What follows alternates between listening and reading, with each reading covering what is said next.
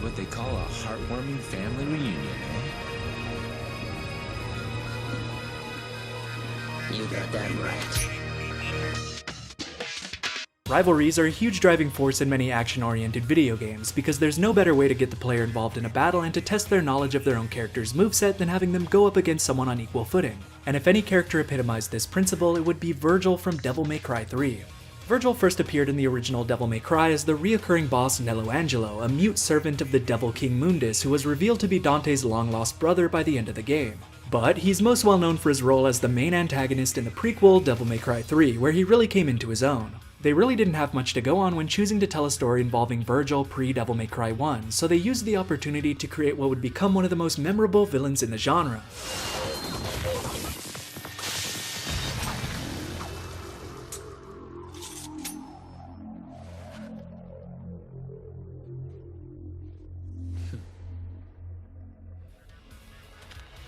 Vergil and Dante are twin brothers born from the demon Sparta and the human Eva. When they were both young, their mother was killed by demons sent by Mundus, an event that caused the brothers to grow apart both physically and philosophically. Dante and Vergil are near polar opposites in terms of personality, demeanor, and ideals. This is exemplified in their contrasting color schemes and weapon choices. While Dante is a brash loudmouth who prefers to take his enemies out in a crazy spectacle of gunfire and taunting, Vergil is a calm and collected adversary who prefers the sharp precision of his blade Yamato, a keepsake from his father, which he's able to swing at a breakneck speed. Though Vergil has just as much of an affinity for style and performance as his brother, which you can see shine through every so often.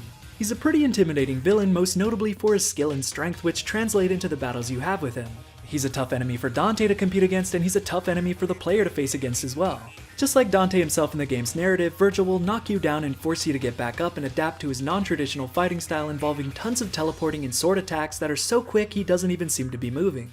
You fight Vergil 3 times throughout the course of the game, and in each battle he has a different way of fighting you, so the game keeps his fights interesting and keeps you on your toes. Vergil's abilities are very similar to Dante's. For example, they can both go into their Devil Trigger forms during combat, but Vergil is also skilled enough to negate certain attacks Dante has, such as his ranged weapons. Interestingly enough, they even subvert the idea of Dante obtaining weapons from the bosses he defeats by having one of the bosses escape from Dante, only to be defeated by Vergil moments later, granting him that boss's weapon, which he then uses against you. This is the kind of thing people should be referencing when they say video games are a strong narrative medium that can affect people in a way no other medium can, and it really epitomizes why a good rival can elevate an action game considerably. This guy just stole your weapon and is now flaunting it in front of you. Are you just gonna let him get away with that? Okay, bro. Come and get it, if you can. Devil May Cry 3's story revolves around Vergil awakening an ancient tower containing a gateway to the demon world in the middle of the city Dante lives in an attempt to obtain the power of his father, the legendary Dark Knight Sparta, which was sealed within it by Sparta himself thousands of years ago. This tower is brought to his attention by a man named Arkham, who wants to help Vergil traverse the tower's many floors due to his own strange infatuation with the demon world. Both brothers have an amulet left to them by their mother, and according to Arkham, these two amulets are the secret to unlocking the final door of the tower when combined together. Dante takes this event as a challenge from his estranged brother, which is just what Vergil wants so that he can lure him in and take his amulet. From this point on, the game is one big race between the two to see who can unlock the tower's secrets first and stop the other. No doubt you've got some fun planned for me, right, Vergil?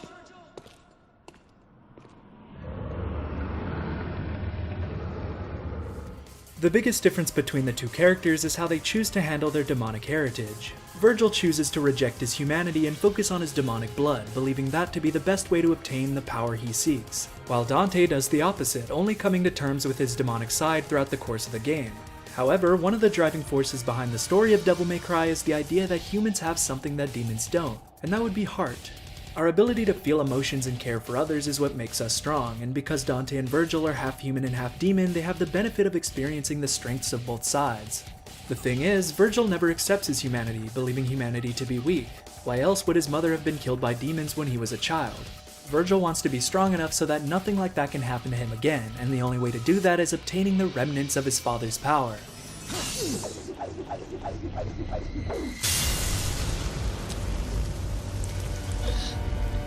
Foolishness, Dante. Foolishness. Might controls everything, and without strength, you cannot protect anything, let alone yourself.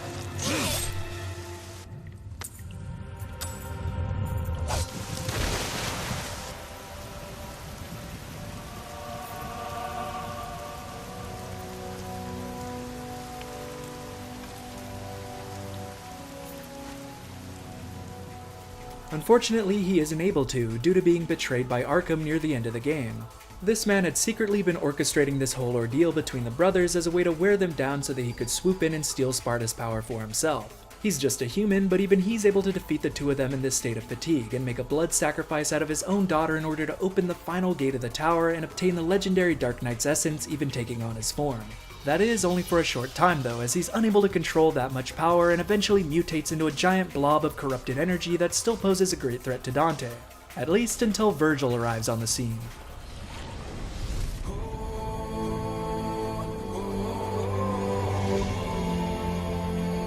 I've come to retrieve my power.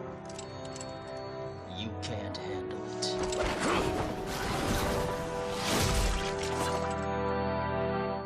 Look at you, making a big dramatic entrance and stealing my spotlight. What?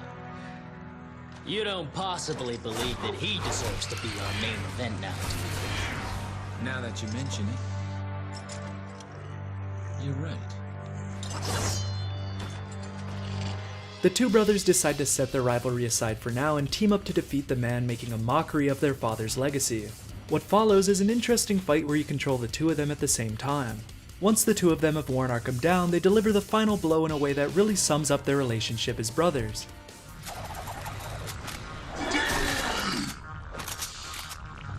I'll try it your way for once. Remember what we used to say?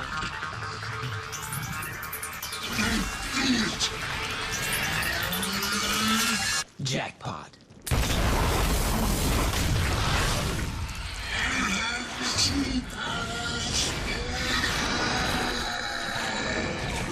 Not very classy for someone's dying words.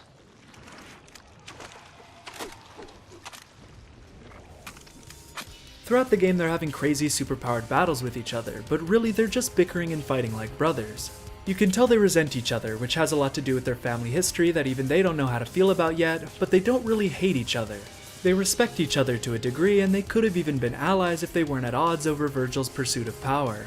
This is why the climax of the game strikes a chord with you. The two of them fall through the tower's gateway and end up on the edge of the demon world, where they're forced to clash swords over their amulets once more. Give that to me. No way. You got your own. Well, I want yours too. What are you gonna do with all that power, huh? No matter how hard you try, you're never gonna be like Father. We're wasting time!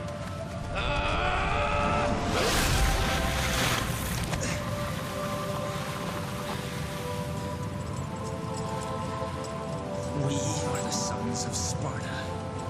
Within each of us flows his blood. But more importantly, his soul! It's disappointing to see them have to fight one another like this right after they just teamed up to take on Arkham, but with Vergil refusing to relent in his pursuit of power and with Dante refusing to hand over his amulet, he has to take it by force. And we're supposed to be twins. Twins. Right. The fight itself is the perfect climax to this game, not only as a great final test of your skills, but also because of how well it works thematically. Two brothers born from a demon and a human do battle on the edge of the two worlds that divide their blood. Which side will win and where will the two of them end up after this is all over? All that matters to them is what's happening right in front of them, so they can finally end this night for good. And of course, the best man wins.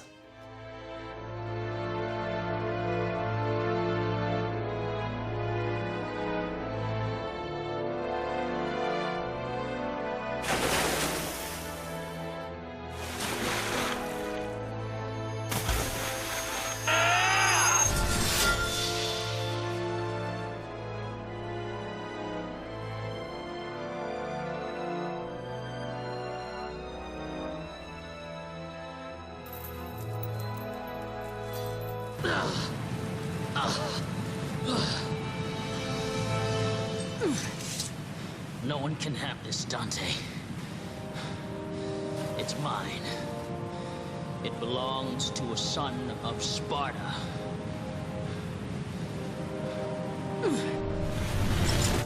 Leave me and go, if you don't want to be trapped in the demon world. I'm staying. This place was our father's home.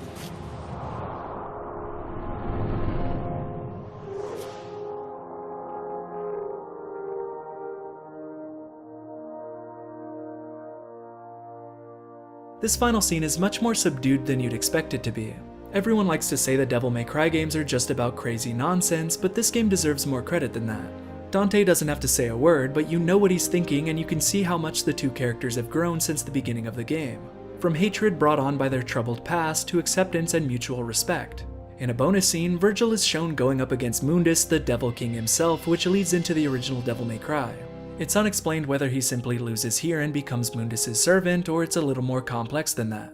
Either way, Vergil goes out as smug and confident as ever, which is an unfortunate but fitting end for him. It'll be fun to fight with the Prince of Darkness. If my father did it, I should be able to do it too.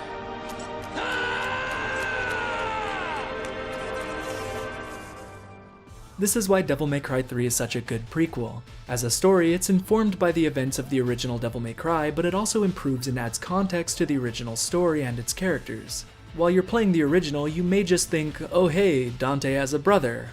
Okay. But when you go back and play it after playing Devil May Cry 3, it's so much more tragic seeing this character in this state because you know who he is and want him to return to his former state just like Dante does. It's actually very impressive how much they were able to do with what little story there was to go on in the original game. Throughout its duration, Vergil, now in his Nello Angelo form, is sent by Mundus to stop Dante from investigating Malay Island. As they fight, Vergil is haunted by visions of his past life and eventually reveals his true face for their final battle. His defeat is so mind-blowing to him that he explodes on the spot, leaving behind his amulet that he took back with him into the demon world at the end of Devil May Cry 3. I'm sure this was meant to be his death, but considering he blows up like that multiple times in the game, I'm not too sure.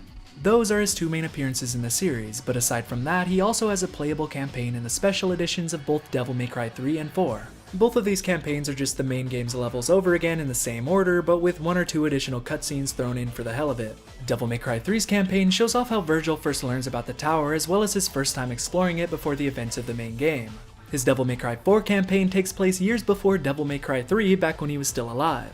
He shows up in town, plays through all of the same levels that Dante, Nero, Lady, and Trish do, twice, and then leaves. It's anticlimactic as hell, but at the same time I enjoy it as a quaint little return of a classic character. It's a humble figment of the past, a past that I wish we could have experienced more of before the series decided to spin its wheels for an entire generation. Aside from those, Vergil has also appeared in games outside of the Devil May Cry franchise. For example, he's a playable character in Ultimate Marvel vs. Capcom 3 alongside Dante and Trish, and he even makes an appearance alongside Dante in Project Cross Zone 2 for the 3DS, where they can pull off their signature jackpot team attack. Anyway, let's wrap things up.